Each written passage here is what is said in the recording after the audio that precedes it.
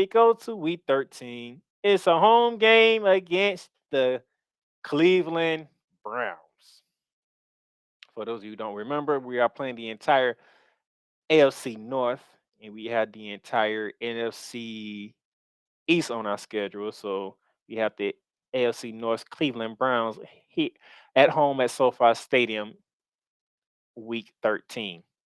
Now the Cleveland Browns finished 7-10. They was last in the AFC North. Jacoby Brissett completed 64% of his passes, throwing for over 2,600 yards with 12 touchdowns, 6 interceptions, with a quarterback rating of 89, close to 89. That's because Deshaun Watson was suspended for the first 12 games of the season due to all the unnecessary things that he did with the masseuses. And I'm just gonna leave it like that.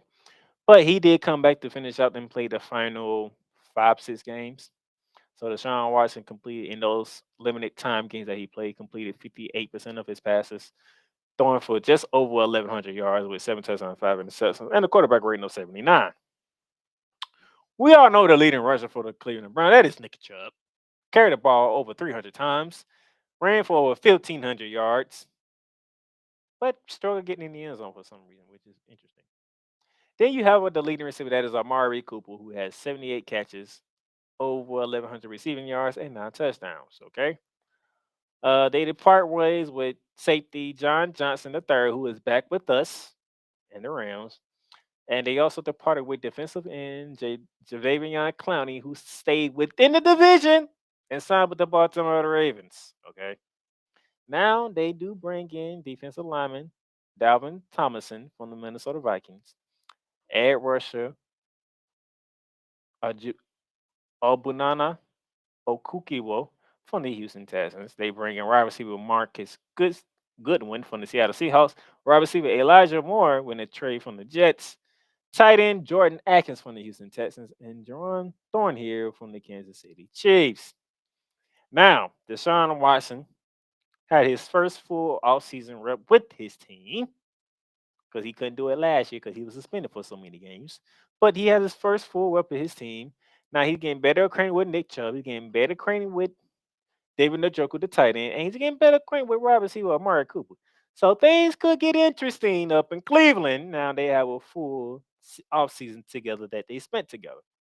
The last time they Cleveland faced off against the Rams, it was back in 2019, week 3, in Cleveland with the Rams winning 20-13.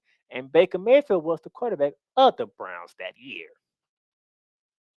So, with that being said, it's not gonna be easy. It's not gonna be fun because Deshaun Watson has a full offseason under his belt.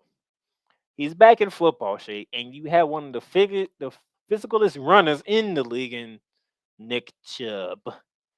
So I don't know, man. I don't know how this game's gonna go in LA. I don't know. I don't know, but I think the Rams can pull it off, despite going against a team that is physical like this, like Cleveland. I think we can pull it off. I think we can pull it off because I don't think outside of Nick Chubb, Mark Cooper, and Deshaun Watson, they don't really have major weapons because Kareem Hunt is no longer there. Uh, Peoples Jones, he have his moments when he want to, but so it might be a little easier for the Rams defense to get to Deshaun Watson. But it's Deshaun Watson is a playmaker, so don't get it twisted. That man will make plays, and he will make it challenging for the Rams.